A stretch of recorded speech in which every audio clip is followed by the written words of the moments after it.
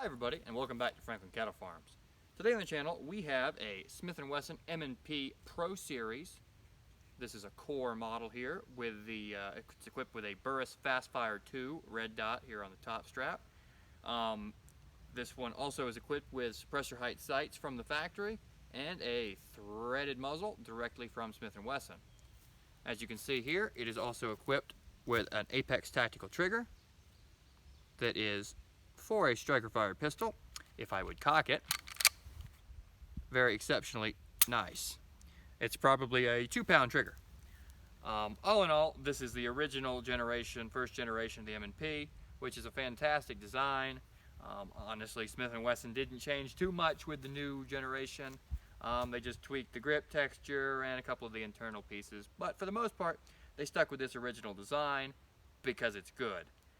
Here we can disassemble it real quick.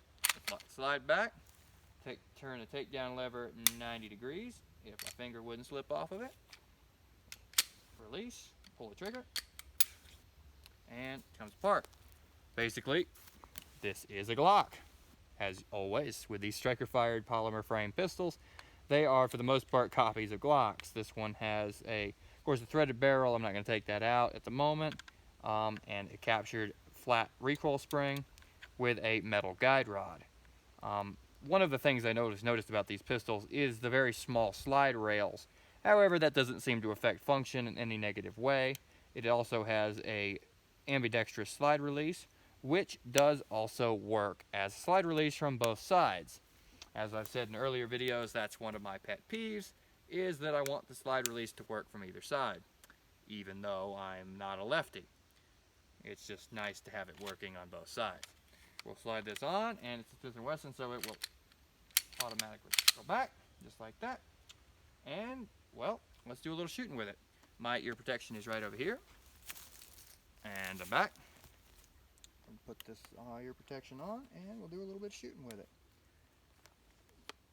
Now, this is one of the first pistols that I've messed with that's equipped with a pistol red dot like this.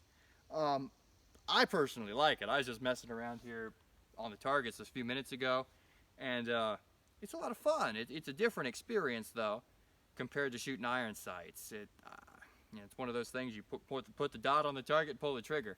It's kind of strange. It's like a laser. I like it. It's kind of a new thing for me, but it's something I can certainly get used to. One thing I can't get used to is the Burris Fastfire on the top of this thing. It needs to get brighter. This needs to be brighter. It's sufficiently bright right now, but it's as bright as it'll really go. There's not much adjustment here. There's no adjustment here. And one really, really annoying thing is the position of the on-off switch. Literally, it's on right now, and if I just so happen to grab the slide the wrong way and whip it back, it's now off. So that's kind of an annoyance. Other than that, it works. It seems to hold zero pretty well. It seems to be built pretty robustly. I can't say I've had good luck with Burris in the past. However, the owner standing behind the camera seems to like this thing for now, but he's probably going to replace it with a Leupold or Vortex or basically anything other than this at some point in the future. But for now, it works just fine. I have a magazine in my pocket loaded with what I think is 16 rounds of Federal, American Eagle Syntech. And let's see what we can do here on the targets. This is a very smooth shooting handgun. And, well, let's try it out. Make sure that red dot's on. Put dot on the target.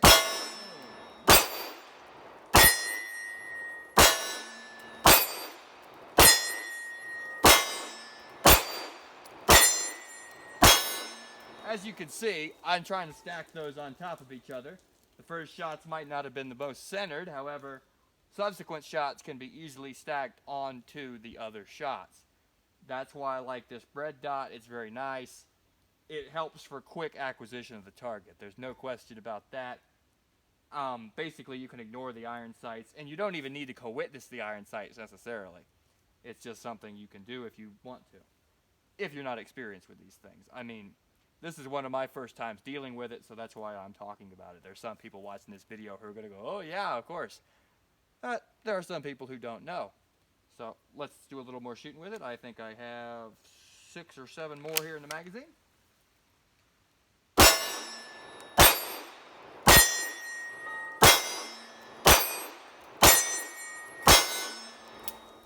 And I held the slide release with my thumb. It's a bad habit of mine, so it did not lock back on the last round. That's all my fault, I assure you. See, as you can see, I ride my thumb right about there on the frame.